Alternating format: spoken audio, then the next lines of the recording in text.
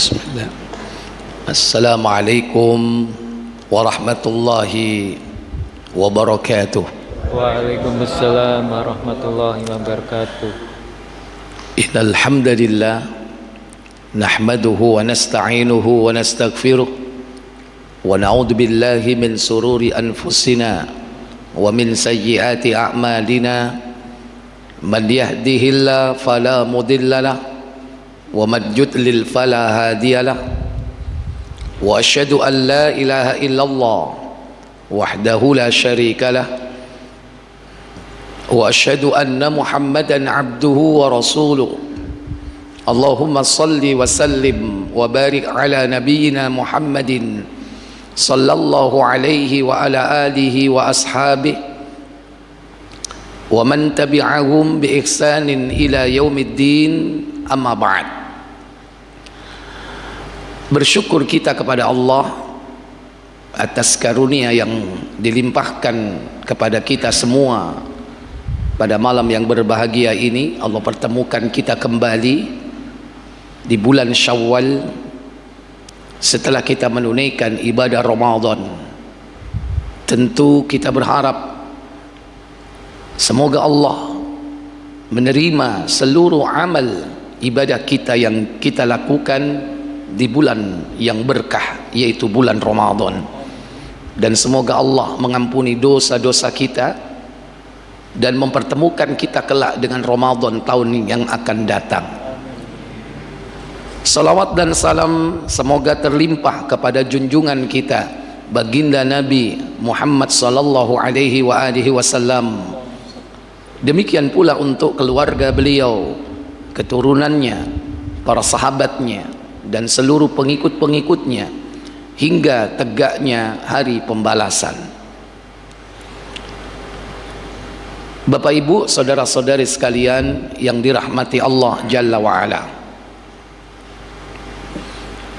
di bulan Syawal tidak ada satu amalan di antara ibadah mahdhah yang kita dianjurkan untuk melaksanakannya selain dari ibadah salat yang wajib. Demikian pula salat yang sunnah, melainkan ada di dalam bulan Syawal itu adalah as-siyam, yaitu puasa sunnah. Puasa sunnah yang khusus ada di bulan Syawal, dan itulah puasa sunnah Syawal. Kalau salat yang wajib dikerjakan terus menerus sepanjang hidup manusia, sepanjang hari, sehari semalam 5 waktu. Adapun salat-salat sunnahnya mengiringi siang dan malam. Ada rawatib, ada salat sunnah tahajud, duha, demikian pula salat-salat sunnah yang lain. Tapi kalau puasa dipisah antara yang wajib dan sunnah. Kalau wajib khusus di bulan Ramadan, adapun yang sunnah adanya di lain bulan Ramadan, di bulan Syawal, di bulan Zulqaidah, di bulan Dzulhijjah. Secara umum ada puasa-puasa sunnah, puasa sunnah yang berkaitan dengan yaitu bulan-bulan tertentu. Yang kedua, ada puasa sunnah yang berkaitan dengan hari-hari tertentu. Yang ketiga, ada yang berkaitan dengan tanggal-tanggal tertentu, bukan hari tapi tanggal. Kalau didasarkan tanggal, contoh 10 Muharram. Ada lagi berdasarkan tanggal, yaitu Ayyamul Bid, tanggal 13, 14, 15 itu sunnah berdasarkan tanggal, dan itu ada pada setiap bulan. Ada lagi puasa Muharram, ini berdasarkan tanggal secara umum, yaitu tanggal 1 sampai 10 atau sampai 9. Ada yang khusus tanggal 9, namanya puasa apa? 9 Muharram, 9 Zulhijjah, maaf, yaitu Arafah, berdasarkan tanggal. Ada puasa yang berdasarkan hari, Isnin wal Khamis, Senin dan Kamis. Berapapun tanggalnya terserah, asal harinya Isnin, harinya Al-Khamis, silakan. Insya Allah Senin Kamis ini nggak pernah terjadi crash ya, atau perbedaan hari ya. Kalau tanggal sering ya. Nah ini, kalau yang namanya Senin Kamis tidak pernah terjadi slip, dia terus ajak, tidak berubah, berjalan terus, semua sepakat besok Senin ya Senin semuanya. Cuman perbedaannya mungkin waktu saja antara belahan bumi yang satu dengan yang lain. Ini ada puasa yang berdasarkan bulan, tidak terikat oleh tanggal, tidak terikat oleh hari. Puasa apa itu? Hah? Puasa sunnah. Kita bicara puasa sunnah setelah yang wajib. Hah? Tidak terikat hari, tidak terikat tanggal. Puasa sunnah Syawal. Nabi cuman menetapkan bulannya, cuman ada di bulan apa? Syawal. Dan Nabi menetapkan jumlah harinya, berapa hari? 6, itu saja. Adapun pelaksanaannya silakan, tidak harus berurutan, tidak harus hari tertentu, tidak harus tanggal tertentu, tidak, asal di bulan Syawal. Berdasarkan keumuman hadis yang disampaikan oleh Nabi melalui riwayat Abu Ayyub Al-Ansari dalam Sahih Muslim, buka nomor 1134.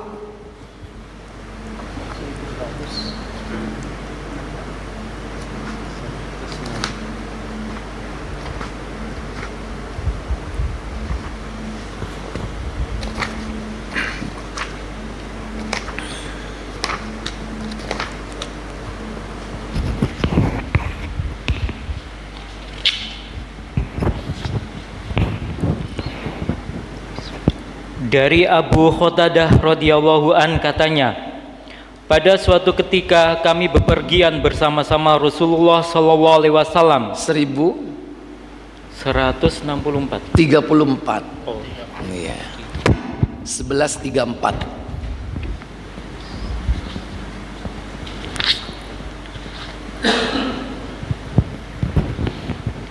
Dari Abu Ayyub Al-Ansari radhiyallahu an katanya, apa katanya? Rasulullah sallallahu alaihi wasallam bersabda, apa sabda beliau? siapa yang puasa bulan Ramadan kemudian diiringinya dengan puasa 6 hari di bulan Syawal, maka yang demikian itu seolah-olah berpuasa sepanjang masa. Nabi sallallahu alaihi wasallam beliau bersabda, man shoma ramadhana, barang siapa yang mengerjakan puasa Ramadan, summa atba'ahu, kemudian diikuti puasa Ramadan itu sitta, dengan 6 hari min Syawal, dari hari-hari yang ada di bulan Syawal kana kasaumid dahri, maka seperti dia berpuasa setahun, sepanjang tahun. Kata ad-dahr di situ adalah apa? Yaitu tahun, atau dikatakan masa, sepanjang masa. Maksudnya sepanjang tahun. Di situ menunjukkan pertama adanya syarat. Yang kedua adanya balasan. Ada asbab, ada akibat. Sebabnya adalah apabila syaratnya terpenuhi. Akibatnya adalah pahala. Pahala ini akan diberikan apabila syarat-syaratnya terpenuhi. Nah, akibat ini merupakan motivasi untuk memotivasi kita melakukan puasa sunnah. Bagaimana logikanya? Dikatakan seperti puasa setahun. Ingat, setiap amal itu minimal dilipat gandakan itu 10 kali lipat. Minimal. Semua amal minimal itu 10 kali lipat. Bisa lebih. Bisa 700 seperti sedekah. Bahkan ada puasa-puasa yang memang betul-betul diterima karena keikhlasannya, karena berharapnya akan pahala, sampai diberi pahala tanpa batas. Tapi kalau tidak, minimal 10 kali lipat. Bagaimana hitung-hitungannya? Man shoma Ramadan, barang siapa yang mengerjakan puasa Ramadan. Berapa hari puasa Ramadan? 30 kali 10 300. Ditambah dengan 6 hari. 6 kali 10 berapa? 60. 360 hari. Bukankah itu sama dengan jumlah hari dalam satu tahun? 360 hari. Ustadz 365, ya kurang titik. Mosok kurang titik aja gak terima. 360 hari. Begitu logikanya. Hitung-hitungannya berdasarkan hadis, karena setiap amal ibadah puasa dan secara umum seluruh amal ibadah minimal dilipat gandakan 10 kali lipat. Kalau 30 ditambah 6 berarti 36 kali 10, 360 hari. Bahkan kadang-kadang puasanya tidak sampai 36. Tahun ini aja sampai 30. Ya kan? Semuanya bareng 30 hari. Kecuali Saudi. 29 hari. Kemarin tak pikir, wah ini nambah sehari lagi ikut Indonesia ini hari Senin. Ternyata malam harinya lama, tahu-tahu ada kabar. Ya sudah, begitu menara Zamzam Tower mengeluarkan laser ke atas, wah ini sudah, berarti sudah hari raya besok. Makanya nggak ada terawih malam itu, padahal sudah ditunggu-tunggu kemungkinan terawihnya. Jadi paling tidak 36 hari, 360 hari, kalau dikali 10, inilah keutamaan dari puasa Syawal, untuk memberikan motivasi. Pahala itu untuk memotivasi agar jangan sampai berhenti puasanya. Ini yang pertama. Mosok jeglek rek poso full saulan, mari ngono blas gak poso setelah itu. Kan drastis gitu. Ya udah tetap puasa, tapi cuma 6 hari. Kan sama seperti metabolisme tubuh kita, sama dengan exercise, latihan yang dilakukan orang. Diawali dengan apa? Warming up. Setelah warming up ada apa? Cooling up. Hah? Apa? Stretching. Setelah itu langsung berhenti kan nggak boleh, langsung kan apa dulu? Cooling down. Warming up-nya sudah jelas. Kita dianjurkan banyak puasa di bulan Sya'ban, itu warming up.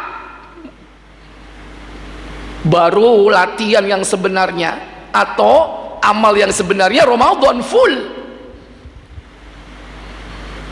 Begitu selesai lari jangan langsung berhenti. Ya lari tapi pelan-pelan. Begitu setelah Ramadan digas, gaspol, ojo dirempol. Ya, setelah gaspol gasnya dikurangi. Puasa tetap di bulan Syawal tapi jangan berhenti. Dikasih peluang oleh Allah berapa hari? Cuma 6 hari. Setelah itu boleh lanjut puasa sunnah yang lain. Ada Senin, Kemis, ada Ayyamul Bid. Yang puasa Daud lanjut nggak Daud? Lanjut Daudnya. Berarti tetap.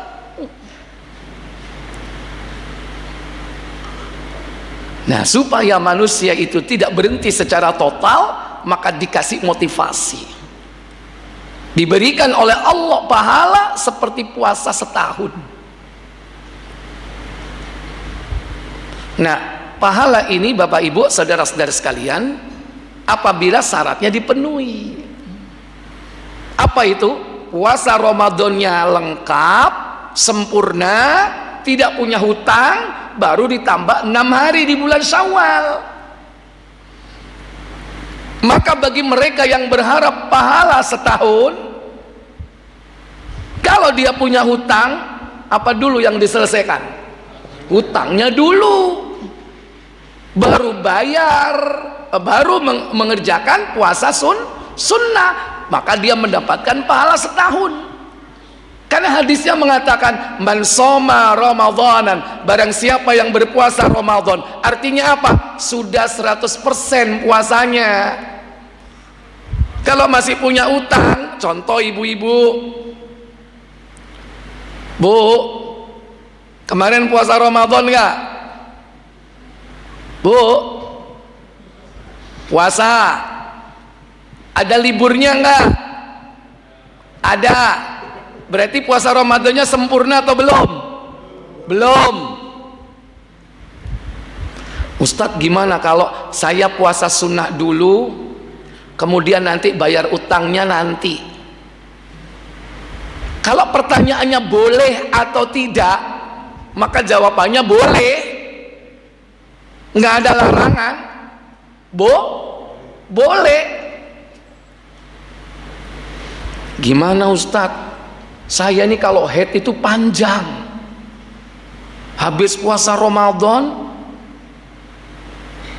saya beberapa hari nggak puasa Ustadz, eman jajan rioyo kalau sing mangan.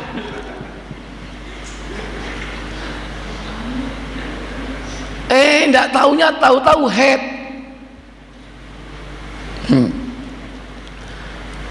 Begitu haid selesai tinggal 6 hari.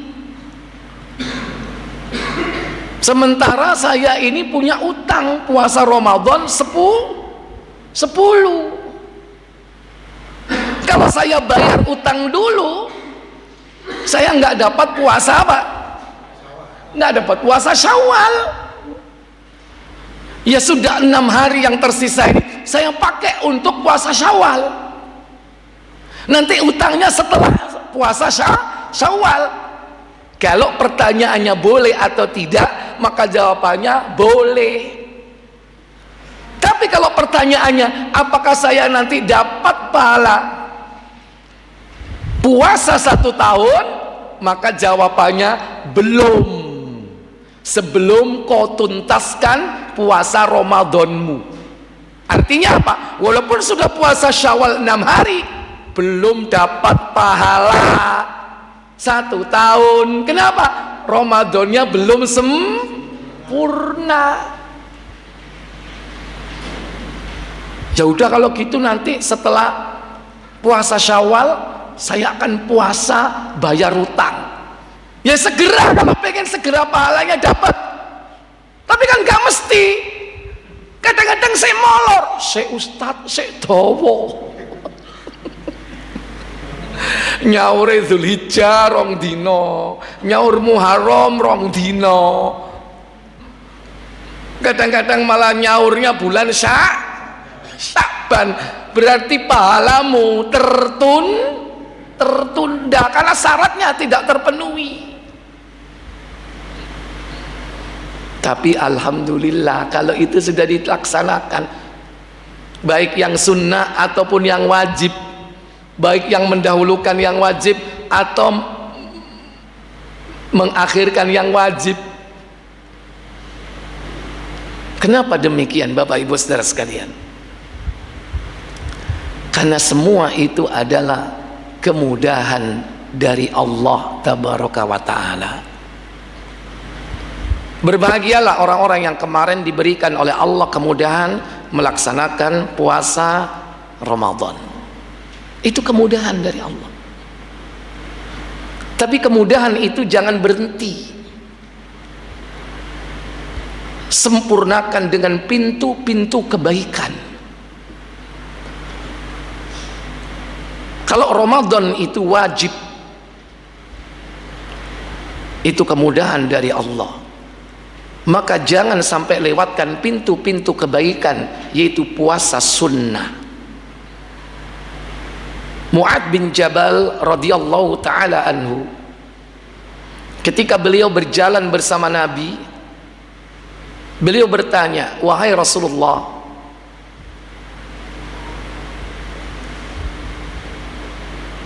ajarkan kepadaku, kabarkan kepadaku tentang perkara yang dapat memasukkan diriku ke surga dan menjauhkan diriku dari neraka.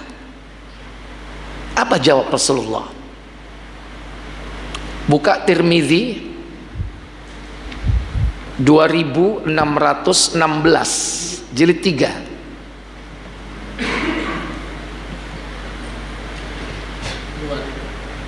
2616.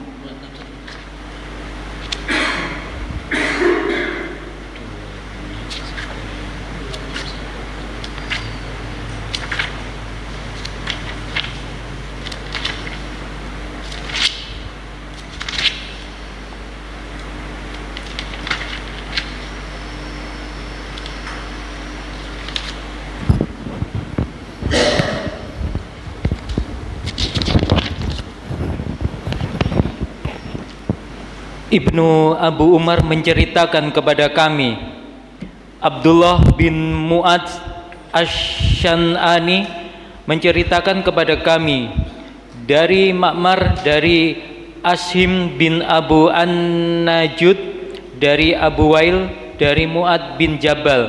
Ia berkata, aku bersama Nabi SAW dalam sebuah perjalanan. Pada suatu hari aku berada di dekat beliau, sedangkan kami sedang berjalan. Aku berkata, wahai Rasulullah, ya Rasulullah, beritahukan kepadaku amal perbuatan yang dapat membuatku masuk surga dan menjauhkanku dari api neraka. akhbirni bi'amalin yudkhiluni ilal jannah wa yuba'adani anin nar. Beritahu aku wahai Rasul tentang satu amal yang dapat memasukkanku ke surga dan menghindarkan diriku dari neraka. Apa jawab Nabi? Beliau bersabda, kamu telah menanyakan persoalan yang besar kepadaku. Laqad sa'alta an azimin ya Mu'ad. Sungguh engkau telah bertanya tentang perkara yang besar, perkara yang dapat memasukkan ke surga, menghindarkan dari neraka. Perkara besar apa kecil? Halo? Ya apa carane mlebu swarga iku perkara gede apa cilik? Ya apa carane mlebu pegawai negeri perkara besar apa kecil? Loh kok seje? Ora sing besar apa sing kecil? Ya apa carane iso mlebu dadi TNI perkara besar apa kecil? Tapi lha apa kok sampai ngedol sawah?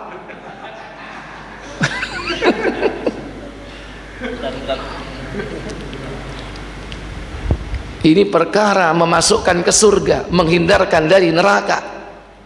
Laqad sa'alta an 'azimin, sungguh kau telah bertanya tentang perkara besar wahai Mu'ad. Dan hal itu apa kata Nabi? Hal itu mudah bagi orang yang diberikan kemudahan oleh Allah. Innahu layasirun ala man yassarahu Allahu alaih. Sesungguhnya hal itu mudah bagi yang dimudahkan oleh Allah. Ini yang perlu digarisbawahi. Mudah bagi yang dimudahkan. Apa saja yang dapat memasukkan ke surga? Yaitu kamu hendaknya menyembah Allah dan tidak menyekutukannya dengan yang lain. Ta'budullaha wa la tusyriku billahi syai'a. Hendaklah kau menyembah hanya kepada Allah dan tidak menyekutukan Allah dengan sesuatu apapun. Mentauhidkan Allah dan tidak berbuat syirik. Sampun apa dereng? Sampun apa dereng niki? Jenengan sampun bertauhid napa dereng? Ninggalno syirik napa dereng? Berarti itu kemudahan dari siapa? Bersyukur jenengan dimudahkan sama Allah. Ana sing wis dikandhani bendina aja syirik, aja nang dukun, ya sik budal nang dukun. Ada nggak seperti itu? Endi wonge? Insyaallah nang kene gak ono. Dikandhani cak sampeyan niku masih dodolan bae us kaosate budal nang mbah-mbahan po. Lah ku ape iki duwe mbah kabeh aku tok. Lah apa ngedang, begitu ngedang wis bosok, mambu. Kadang ngedang gak mateng-mateng. Iki ana sing nyerangi. Nek tak golekno mbah-mbahan iki aku kalah terus. Wis padahal ngerti, jangan sampai ke dukun. Ini tuntutan katanya, kalau enggak nanti dagangan saya enggak laku. Makanya antum bersyukur kepada Allah, menjauhi kesyirikan, mentauhidkan Allah. Yang kedua, mendirikan salat. Wa iqamus salat, menegakkan salat. Salat apa di sini? Salat fardu. Ini kemudahan dari Allah, bukan karena kepandaian sampean, bukan karena kecerdasan, kecerdikan kita, bukan, karena kemudahan dari Allah. Allah memudahkan kita untuk tetap menegakkan sholat 5 waktu. 3, menunaikan zakat. Wa ita'uz zakah, menunaikan zakat. 4, berpuasa di bulan Ramadan. Wa saumu Ramadan, berpuasa Ramadan itu kemudahan dari Allah. Dan yang kelima, dan melaksanakan haji di Baitullah. Wa hajjul baitillahil haram, kau tunaikan ibadah haji ke Baitul Haram, itu kemudahan dari Allah. Bukan karena sampean punya duit, enggak. Banyak orang berangkat enggak punya duit, tapi Allah memudahkan. Banyak orang nggak berangkat walaupun duitnya miliaran. Ono nggak? Karena tidak dimudahkan oleh Allah Jalla wa'ala. Ternyata yang disebut dalam hadis ini, perkara yang dapat memasukkan ke surga, menghindarkan dari neraka, apa? Arkanul Islam, arkanul khamsah, rukun Islam yang 5, itu yang memasukkan seorang ke surga, menghindarkan dari neraka. Jika itu dilaksanakan dengan baik, ikhlas karena Allah, mutaba'ah sesuai tuntunan, dan semua itu kemudahan dari Allah yang harus disyukuri, fa insyaallah itu syarat untuk memasukkan seseorang ke dalam surganya. Kemudian setelah itu Mu'adz bin Jabal diberi sesuatu yang lebih dari apa yang sekedar ditanyakan. Apa kata Nabi? Beliau melanjutkan, maukah ku beritahukan kepadamu pintu-pintu kebaikan? Adulluka ya Mu'adz, maukah kau tunjukkan kau wahai Mu'adz, bi ala abwabil khair, tentang pintu-pintu kebaikan, pintu-pintu kebaikan. Apa kata beliau sallallahu alaihi wasallam? Puasa adalah perisai. As-siyamu junnah, puasa itu adalah perisai. Padahal tadi sudah disebutkan ada puasa apa sebelumnya yang masuk rukun Islam, Ramadan. Hukumnya apa? Wajib. Ditambah lagi dengan pintu-pintu kebaikan. Apa yang dimaksud? Yaitu puasa sunnah. Kalau yang wajib kita kerjakan, yang sunnah kita tunaikan, maka itu adalah pintu-pintu kebaikan.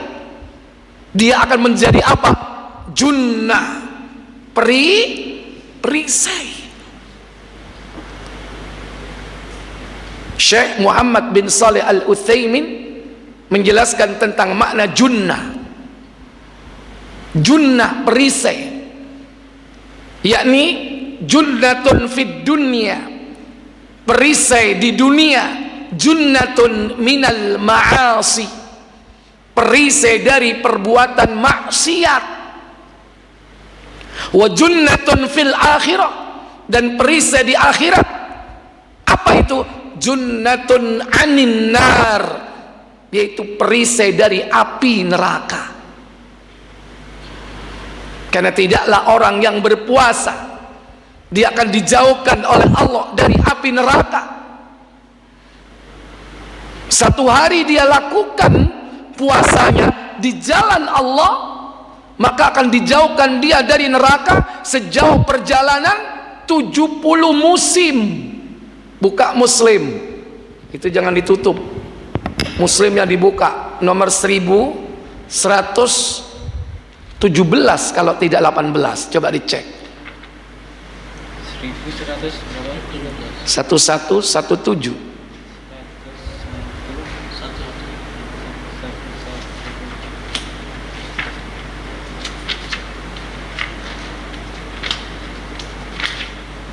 Ada judulnya 70.000 musim.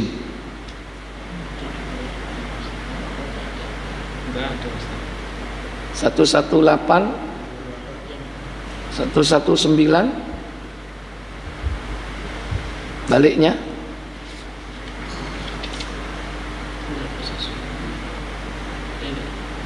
1100, afwan 1120, tapi itu nanti dikoreksi ya.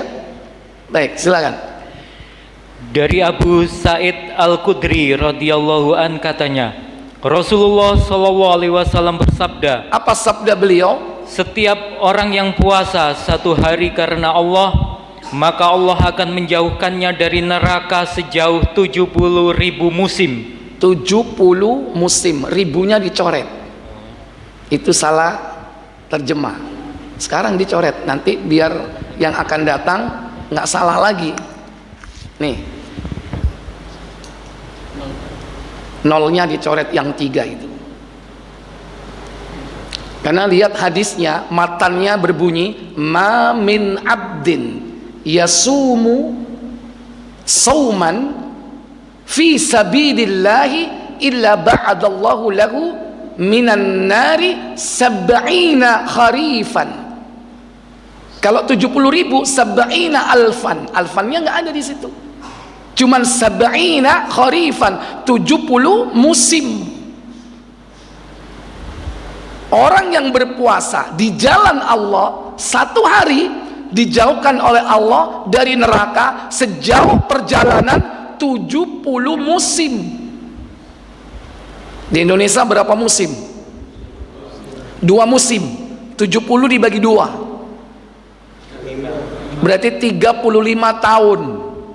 Kalau ada perjalanan selama 35 tahun, dihitung jaraknya, sejauh itulah dia dijauhkan dari neraka. Sejauh perjalanan 35 tahun atau 70 musim, baru 1 hari. Tapi syaratnya di situ apa? Fi sabilillah, dia berpuasa di jalan Allah. Tidak sekedar lillah karena Allah, tapi fi sabilillah, di jalan Allah. Lagi puasa menuntut ilmu, lagi puasa berjalan jihad, itu di jalan Allah. Poso tapi budal gendaan, jalan apa? Setan. Poso tapi ngelencer nang mall, ngabuburit, ngumbah motor, itu jalan setan apa jalan Allah? Jalan setan. Jangan berharap dijauhkan dari neraka, justru mendekati neraka itu. Jadi ini perisai di akhirat, perisai dari api neraka, perisai di dunia dari berbuat maksiat. Minimal dengan puasa perbuatan maksiat itu tertunda, tertunda. Kalau tidak, sama sekali tidak dikerjakan, dan itu harapannya seperti itu. Maksiat itu tidak dikerjakan sama sekali. Tapi kalau tidak, minimal apa? Tertunda. Contoh, waktu poso iki awan-awan, duwe konco bejat, senengane koleksi video bokep. Sampean koncone, rek, aku duwe koleksi anyar, tak kirim yo nang HP-mu. Aja saiki, sik poso, kok bengi ae. Durung bengi asar mati. Sing koncone arep dikirimi mati. Selamat enggak? Gara-gara apa? Gara-gara puasa. Puasa itu berarti paling tidak menunda perbuatan maksiat. Awan-awan arep ngrasani wong, jeng kon ro kabare sapa? Tangga sebelah. Heboh. Kon apa? Aja saiki kok bengi mari tarawih yo. Saiki wae poso, ojo saiki. Asar mati, selamat. Enggak jadi riba. Jadi minimal dengan puasa itu perbuatan maksiatnya tertunda, kalau tidak sama sekali. Ya harapannya ditunda selamanya. Ya akhirnya mati, itu caranya supaya tertunda selamanya. Ikhwatal iman. Jadi itulah puasa. As-siyamu junnah. Puasa itu perisai. Kalau yang wajib dikerjakan, yang sunnah dikerjakan, semakin tebal, semakin tebal, semakin tebal perisai itu. Perisai itu apa sih Pak? Pelindung, tameng, benteng, tebeng. Akeh wong Jawa iki jenenge perisai, ya kan? Nah, dalam sistem Islam, perisai itu bisa menebal. Sebagaimana apa? Bertambahnya iman. Kenapa? Al-imanu yazidu wa yankus. Iman itu bisa bertambah, bisa berkurang. Yazidu bi ta'atir rahman. Dia bertambah dengan ketaatan kepada Allah. Semakin orang taat kepada Allah, yang wajib dikerjakan, yang sunnah dikerjakan, semua yang sunnah dikerjakan, imannya tambah tebal, tambah naik, bentengnya tambah kokoh. Itu baru puasa, belum amalan-amalan yang lain. As-siyamu junnah. Puasa itu adalah perisai, dan itulah pintu kebaikan. Nabi menyebutkan 3 pintu kebaikan. 1, puasa, yaitu puasa sunnah. 2, sedekah itu dapat menghapuskan dosa sebagaimana air dapat memadamkan api. Kalau yang pertama itu rukun Islam, ada zakat. Sedekah wajib, karena zakat disebutkan dalam Al-Quran dengan kalimat sedekah. Innamas sadaqatu lil fuqara ila akhir. khudh min amwalihim shadaqatan tutahhirhum sampai akhir. Padahal itu maksudnya zakat. Nah, yang di sini pintu kebaikan apa? Sedekah sunnah. Apa fungsinya? As-sadaqatu tudfi'ul khati'at. Sedekah itu dapat menghapus dosa dan kesalahan. Kama tudfi'ul ma'un nar. Sebagaimana air dapat memadamkan api. Ini fungsi dari sedekah yang bersifat sunnah. Setelah puasa sunnah, sedekah yang sunnah, baru yang ketiga salat yang sunnah. Kalau yang 5 waktu, nah, kalau rukun Islam yang 5 itu salat 5 waktu wajib, maka yang ketiga ini apa kata Nabi? Dan salat yang dilakukan oleh seseorang di tengah malam. Wa salatur rajuli fi jawfil lail.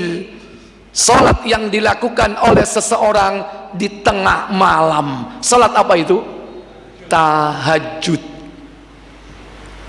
Tahajud itu istilah bagi salat malam yang dilakukan setelah bangun tidur.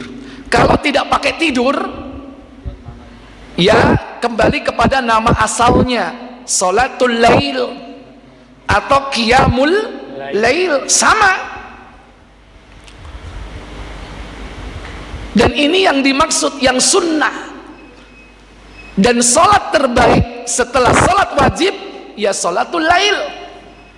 Afdalus salat ba'dal maktubat salatul laili, kata Nabi. Sebaik-baik salat yang setelah yang wajib adalah salat malam. Kemudian Nabi membaca dari 3 pintu kebaikan ini, beliau membaca salah satu ayat atau 2 ayat dalam surah As-Sajdah. Apa kata beliau? Beliau berkata, Rasulullah kemudian membaca firman Allah, lambang-lambang mereka lambung mereka jauh dari tempat tidur mereka, hingga pada lafaz apa yang mereka kerjakan. Iya, buka lengkapnya, itu ayatnya terpotong. Surat Sajadah ayat yang ke-16, 15-16 ya. Tatajafa junubuhum 'anil madaji'i yad'una rabbahum khaufan wa tama'an wa mimma razaqnahum yunfiqun. Apa kata Allah? Surat berapa? Surat yang 32 ayat 16. Lambung mereka jauh dari tempat tidurnya, dan mereka selalu berdoa kepada Rabb-Nya dengan penuh rasa takut dan harap, serta mereka menafkahkan apa-apa rezeki yang kami berikan. Tatajafa junubuhum, lambung-lambung mereka jauh, anil madaji', dari tempat tidur mereka. Lambungnya jauh dari tempat tidur, berarti dia tidur apa bangun? Bangun. Yad'una rabbahum, mereka melaksanakan salat malam, berdoa, meminta kepada Rabb-Nya, khaufan wa tama'an, dengan harap-harap cemas. Setelah itu apa? Wa mimma razaqnahum yunfiqun, kemudian dia menginfakkan sebagian dari harta yang Allah rizkikan kepada mereka. Menginfakkan rizki yang Allah berikan kepada mereka, baik yang wajib, tapi yang dimaksud di sini apa? Yang sunnah. Dan Nabi membaca ayat setelahnya juga. Fala ta'lamu nafsum ma ukhfiya lahum min qurrati a'yun jazaa'an bima kanu ya'malun. Apa katanya?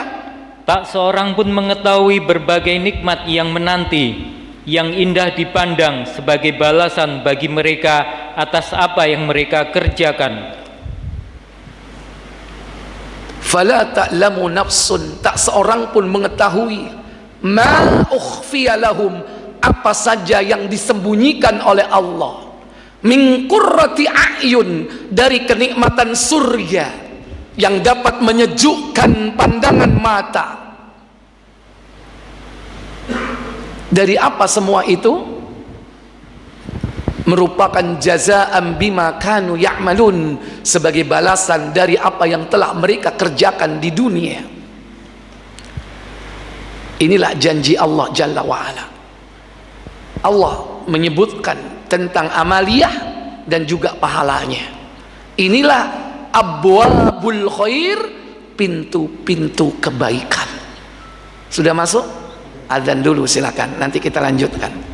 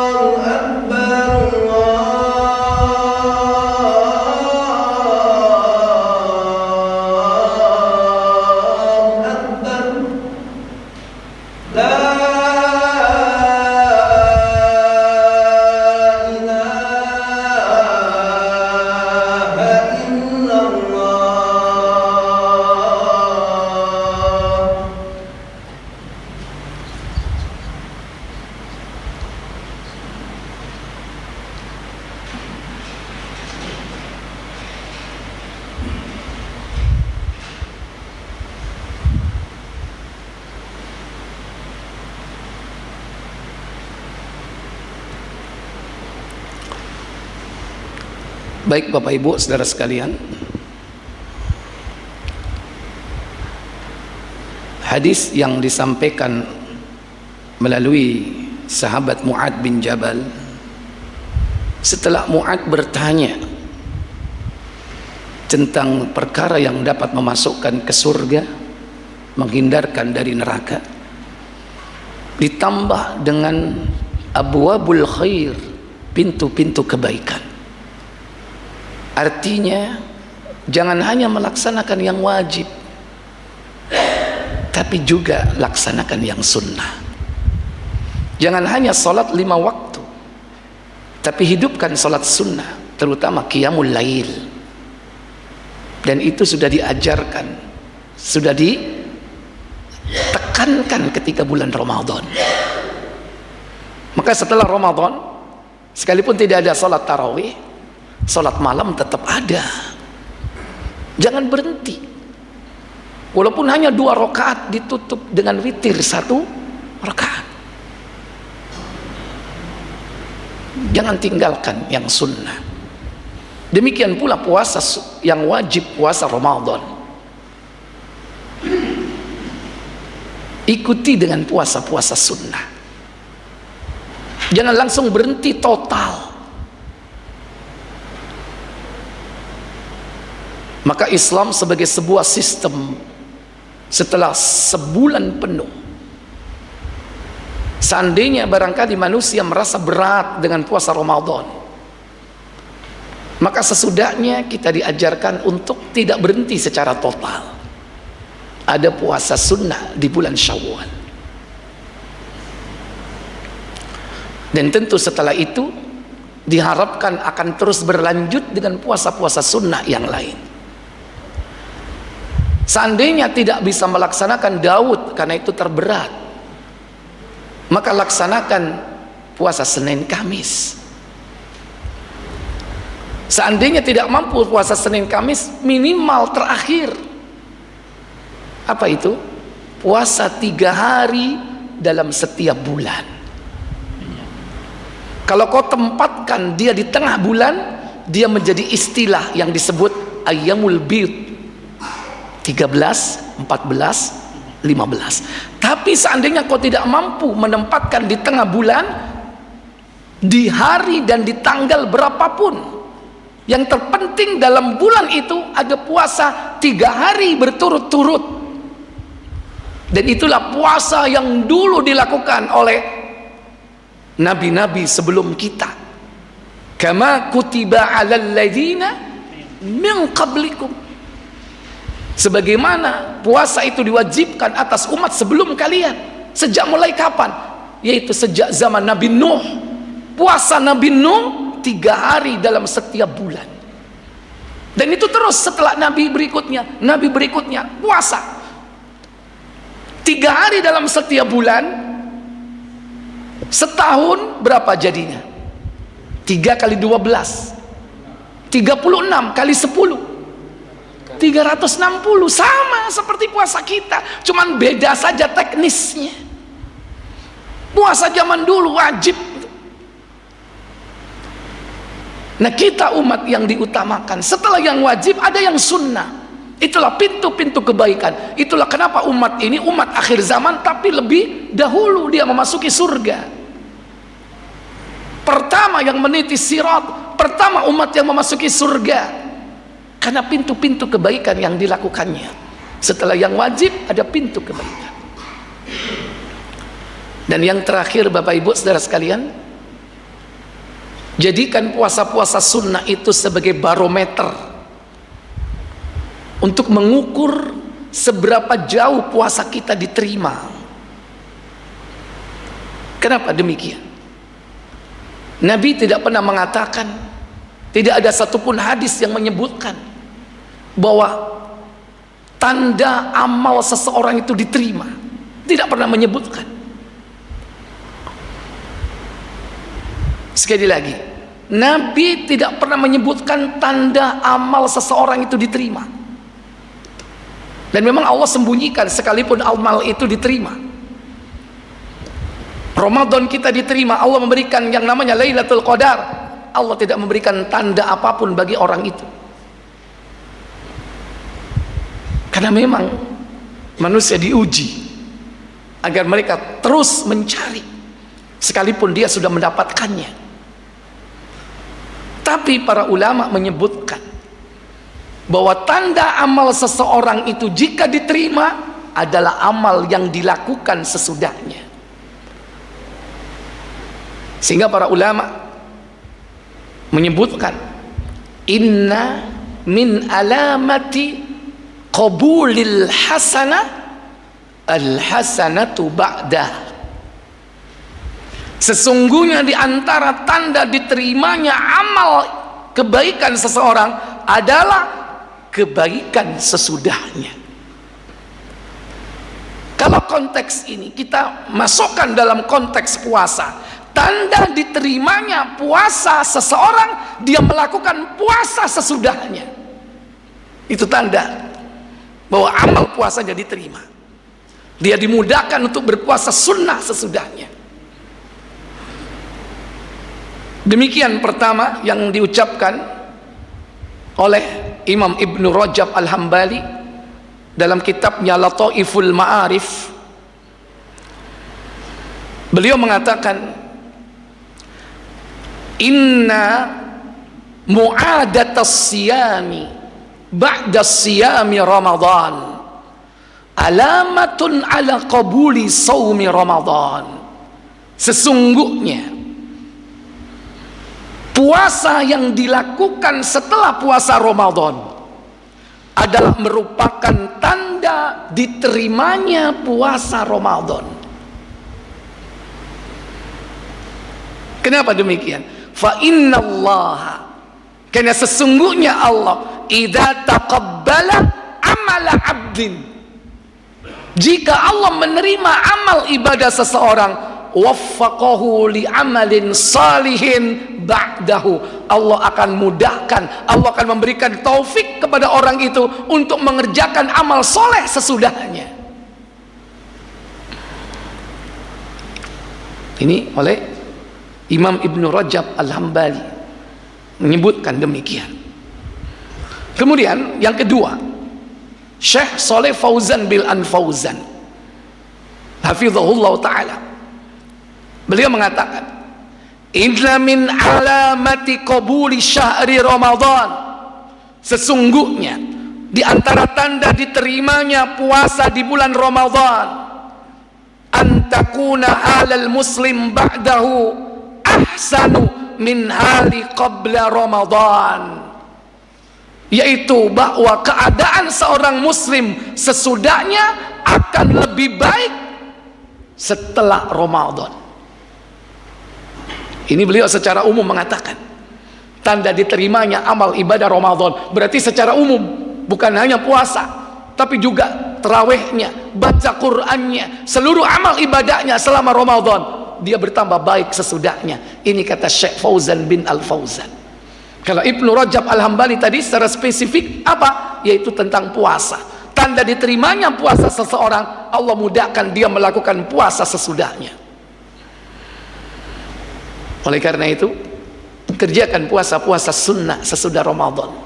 Itu sebagai tolak ukur diterimanya puasa kita, yaitu puasa yang dikerjakan di bulan Ramadan. Semoga dengan cara seperti itu terus kita melakukan puasa sehingga bertemu dengan bulan Sa'ban kembali dan bertemu dengan bulan Ramadan kembali, dan kita melaksanakan Ramadan kita diterima, terus melakukannya seperti itu hingga ajal kita tiba. Semoga Allah memberikan kita istiqomah. Baik Bapak Ibu saudara sekalian, mungkin ini kajian kita pada malam ini. Sebelum saya tutup, mungkin ada pertanyaan, silakan saya beri kesempatan. Kawan tak tinggal ngopi.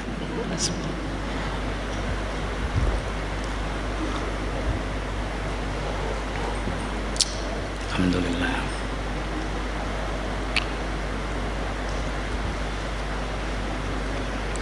Silakan.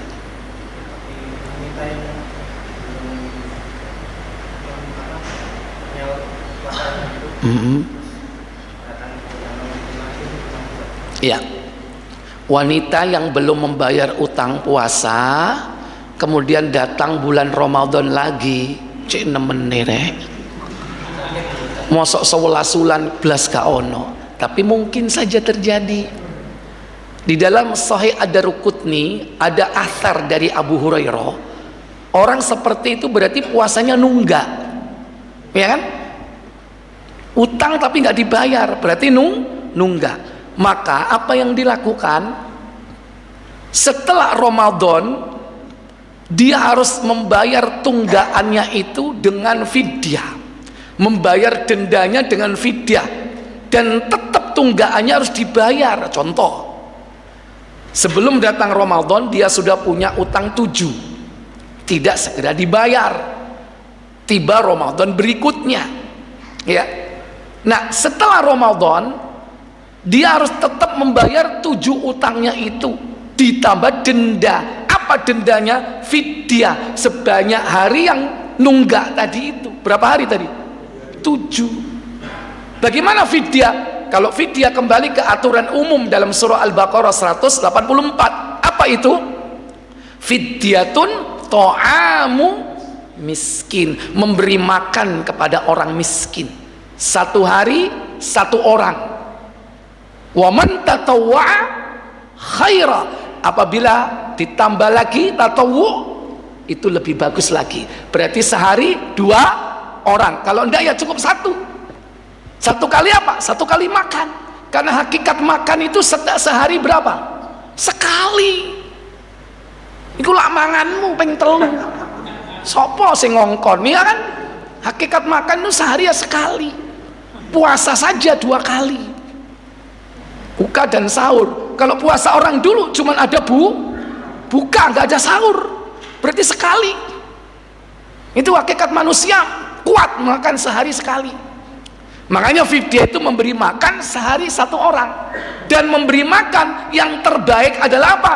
Memberi makan siap santap, saji. Gaya apa disaji notok, gak kena dipangan. Yang dimaksud siap santap itu apa? Makanan yang siap dimakan. Itulah yang dilakukan oleh oleh sahabat Anas bin Malik dalam tafsir Ibnu Katsir Al-Baqarah ayat 184, ketika dia 2 tahun tidak melakukan puasa karena sudah tua, karena umur Anas itu lebih dari 100. 2 tahun sebelum kematiannya dia tidak puasa. Apa yang dilakukan? Dia bikin bubur daging, mengundang 60 orang untuk makan. Jadi makanan langsung. Itulah fidyah, namanya to'am. To'am itu makanan yang bisa langsung dimakan. Yang kedua, seandainya tidak makanan yang langsung dimakan, boleh bahan makanan pokok, kurma, gandum, beras Indonesia. Berapa? 1 mud. Ini 1 mud. Kalau zakat itu 4 mud, namanya 1 sok. 1 sok itu 4 mud, 4 begini. 1, 2, 3, 4. Ini sok 4 mud. Nah, 1 mud itu begini. Kalau dikonversi di gram, yaitu berapa? 700 gram atau petung ons. Makanya zakat itu 7 kali 4 berapa? 2,8 kilo. Genepno dadi piro? 3 kilo. Aslinya 2,8. 2 kilo 8 on. 1 mud itu 7 gram. Maaf, 700 gram atau 7 ons. Ini kalau bahan makanan pokok. Dan fidyah tidak boleh pakai duit. Nggak ada tuntunan fidyah pakai duit, kecuali wakalah. Wakalah itu apa? Ngongkon wong tuku beras. Cak, tolong cak, tukono beras. Wakalah. Setelah itu baru berasnya sampai ke saya baru keluarkan sebagai fidyah. Tapi kalau langsung akadnya berupa duit, tidak boleh, tidak sah fidyah pakai duit, kecuali wakalah, mewakilkan untuk membelikan. Tapi akadnya apa? Wakalah. Kemudian setelah beras nyampe, kita kembalikan lagi ke seorang yang berhak atau panitia atau amil sebagai fidyah. Demikian pula zakat seperti itu. Ya, jadi tunggaannya harus dibayar, dendanya berupa fidyah sebanyak tunggaan tersebut. Wallahu a'lam. Saya pikir cukup sampai di sini. Semoga bermanfaat. Kita tutup kafarat majlis. Subhanakallahumma wa bihamdik, asyhadu an la ilaha illa anta, astaghfiruka wa atubu ilaik. Wassalamualaikum warahmatullahi wabarakatuh.